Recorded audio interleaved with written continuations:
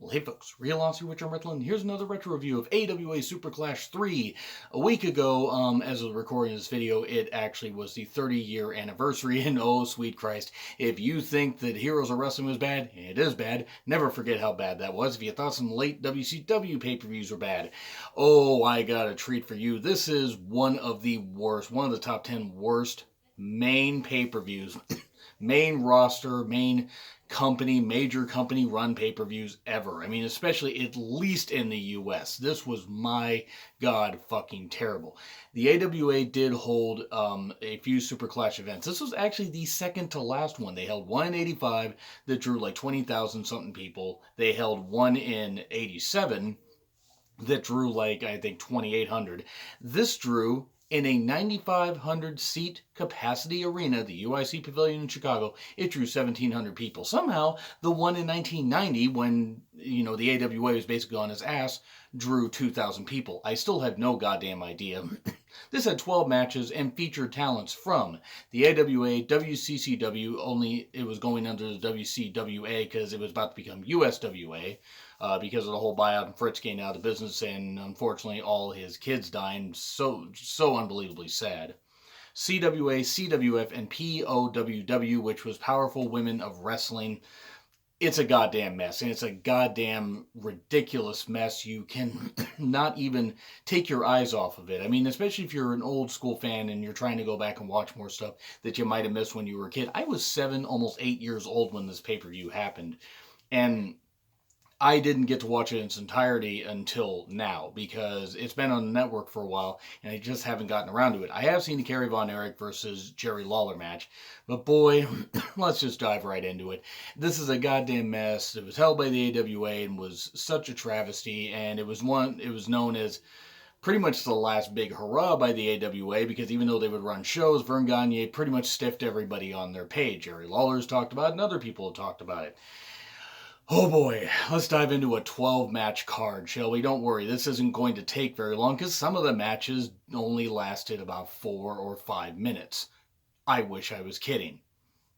Larry Nelson and Lee Marshall bring us in and run down the card, and Larry Nelson would do the backstage interviews, and Lee Marshall would either do commentary with Ray the Crippler Stevens or Vern Gagne. And it was what it was. The commentary wasn't that bad. I give Lee Marshall credit for trying to make this show seem much bigger than it actually was, but no, it was really fucking rotten. It was Heroes of Wrestling before Heroes of Wrestling existed. I mean, at least there was one match you could sort of point to and say, all right, it was bad. It was a goddamn disaster. I can't get over how big of a disaster this was. Gary Michael Capetta, the world's most dangerous announcer, as Jim Ross called him, was the ring announcer. Pretty damn cool.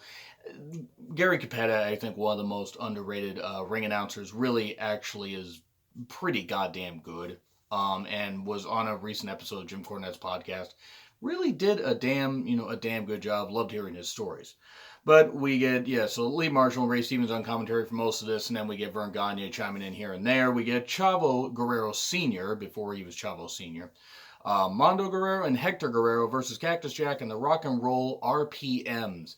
I wish I was kidding about these names. I'm not. It was the 80s. The 80s was full of cocaine and stupid shit and a lot of Zubas. I think Zubas came later. But there was a lot of neon and a lot of shit. My God, the 80s were bad. They were fun, but they were also bad. But fun and also bad. Mike Davis and Tommy Lane were the rock and roll RPMs, and Mike Enos, who was a wrestler and also would just be a ref. He was the ref here. He was the ref for pretty much, I think, about half these matches. They had him and I think a couple AWA refs, maybe one from WCCW. So yeah, there was a nice body press, trio stuff by the Guerreros.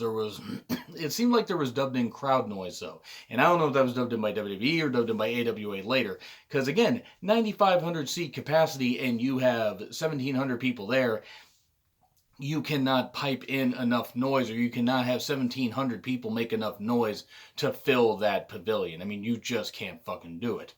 So yeah, you get some decent exchanges. It was what it was. Cactus Jack taking a backdrop outside. And then you get Moonsault by Chavo Guerrero Sr. Impressive moonsault, by the way. He was one of the original high flyers, at least, that was able to cross over and be in the U.S., so good for him. 1, 2, 3, okay. we get interviews leading up to this women's match, and the first interview is with a woman by the name of Nina, who's actually Ivory. It was hyped for this lingerie battle royal for $10,000. It was also under street fight rules, yet you couldn't leave the ring. It was weird. Bad and weird, and I'll get to it in a bit. Yeah, Jeff Jarrett versus Eric Embry, the flamboyant Eric Embry, because it was the 80s, and you could get away with calling people that. It was for the WCWA light heavyweight title, and it was like 5 minutes. I don't even think it was 5 minutes. I think it was like 4. Jarrett hurt his shoulder at some point. Embry targeted it, and then ended up getting a pin all of a sudden for the 1-2-3.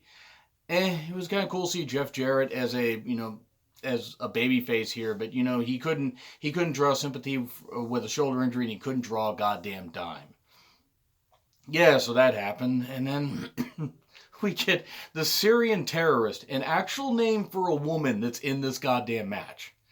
I don't know what her accent was. It might have actually legit been Syrian. It might have legit. I don't know what accent it was. She looked good and she seemed fired up about stuff, but I don't know what was going on with this. It was a mess.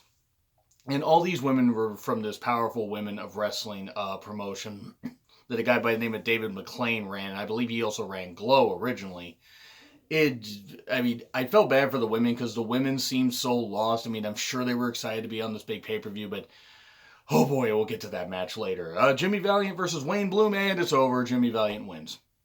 No, seriously. It was like 24 seconds. The Boogie Woogie Man beat him that quick.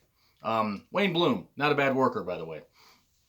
Jimmy Valiant, not a bad worker, but Jimmy Valiant was pretty much near the end of his career. He had an interview with a girl named Bambi, who pretty much just mentioned $10,000 about 5 times in this interview. I think it was only twice, but that seemed to be the only number she knew.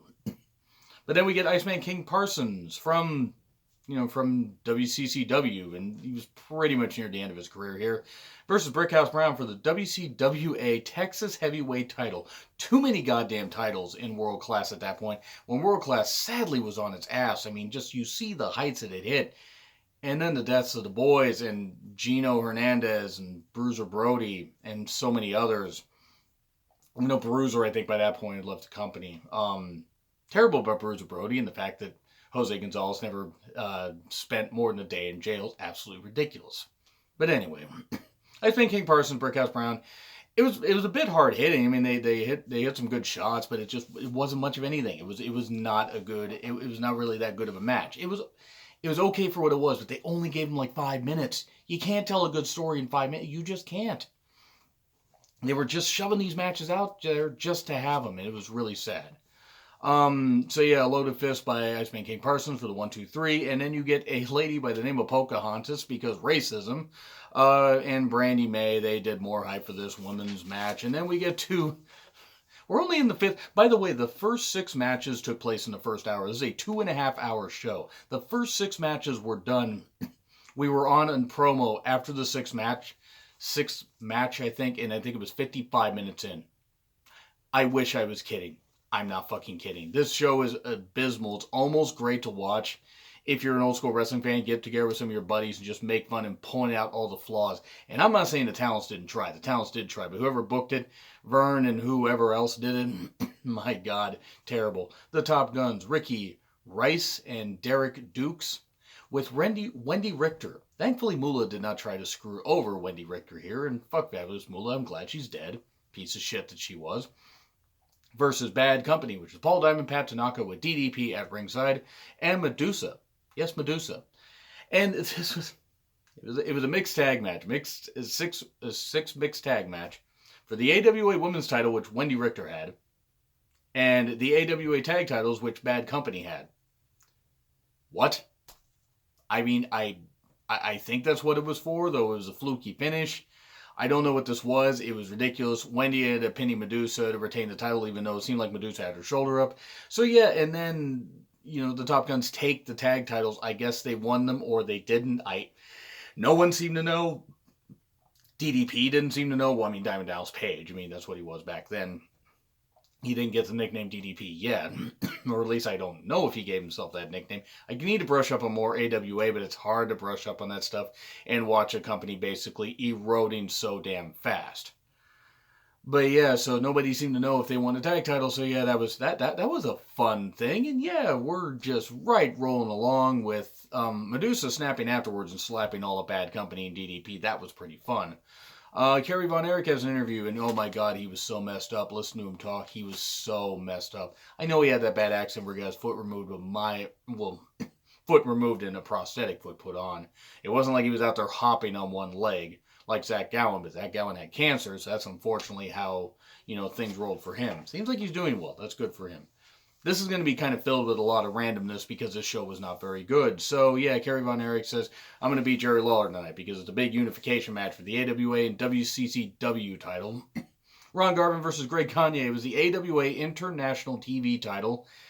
It goes to a count. I mean, there were a few decent exchanges, but it ends up going to a double countout or something. Double countout, double disqualification, or double countout, but Greg gets back in the ring, sort of, so he wins the title, but it's called a double countout. I don't know what's going on. It was a vacant title, so I guess Greg won it. Ronnie Garvin didn't look very happy. Then again, I don't remember seeing Ronnie Garvin smile that much, but he had hands of stone. He get hit hard. This is dumb. Greg had a promo. He got booed. I think Ronnie got booed. The crowd was not happy with the show. Can you blame them? Watch the show, you'll understand. Finally, we get to the women. It is a 9-woman lingerie battle royal for $10,000. It's under street fight rules, which means you can bring weapons in. However, if you get thrown over the top rope, you are eliminated. Okay, battle royal rules. If you get thrown over the top rope, you get eliminated. Or if you get all your clothes removed, or some of your clothes removed, you lose. Sexism. Oh, sweet Jesus. This was, again, powerful women of wrestling. This was their match. You had David McLean, the promoter. He was on commentary, and he tried to have enthusiasm. He wasn't overly annoying. Okay, he kind of was, but whatever. He's probably just happy to be on there. It was a Syrian terrorist. Again, no, really, that was the case. Bambi, Peggy Lee Leather, Laura Lynn, Brandy May, Malibu, Nina, again, Ivory, Pocahontas, and Luna Vachon's in this, so thank God, 2 good workers. Now look, to be fair, all the women tried hard. I'm sure they were very, very enthused, but I don't know anymore. It was bad. It was just fucking bad. It got down to Brandy May and the Syrian terrorist, and I wish I was joking. That's the actual name that they gave the woman, that poor woman. Wrestling in a cocktail dress, essentially, and winning. By the way, she won that and won the $10,000 and cut a promo saying something. I don't know what. There were more shouting for the women. It was Luna and a couple others. I don't remember what. I know Luna spoke with that really gravelly Vachon voice that she had, but it was what it was. Sergeant Slaughter versus Colonel DeBeard. Oh, by the way, Bill Apter appeared earlier and was going to present Jerry Lawler with an award. I like Bill Apter. Bill Apter seems like a good guy. But anyway, Sergeant Slaughter versus Colonel DeBeard's hand up. DDP also at ringside. It was a boot camp match and a lot of helmet usage. And DDP tried to interfere, and it didn't work at all. And Sergeant Slaughter won. This match was shit. But what was funny is afterwards, because Slaughter had won, and then Sheik Adnan Casey and the Iron Sheik both attacked Sergeant Slaughter. And this is about 2 years before they would be in the WWE. And suddenly, Adnan is there. And I don't think she came in until a little bit later as Colonel Mustafa. But still, it's kind of funny that just a couple years later, they're all teaming up. It was really, really bizarre. Really bizarre, just like seeing how, things work out like that. So, yeah. The Guerrero saved Sergeant Slaughter, and it was what it was. I have a page front to back and another page of notes because of just how goofy these stipulations were. Samoan SWAT team with Buddy Roberts versus Michael Hayes and Steve Cox. Discount Bobby Eaton is what I called him. And yes, Michael Hayes and Buddy Roberts on opposite sides. I don't think Buddy Roberts wrestled that much after this because I know he had a lot of health issues. This is for the WCWA, aka WCCW, World Tag Titles that the Samoan SWAT team had. And there was arm focus by Steve Cox. Steve Cox wasn't bad in the ring. Hayes was always a shit in the ring. I mean, he really couldn't do all that much. But he hit a DDT on one of the Samoans. I forget which one. I think it might have been Fatu. But Roberts runs in while the referee's distracted and hits Hayes with an object, tips him over, tips the Samoan on him. 1, 2, 3. And they retain the titles. Cool.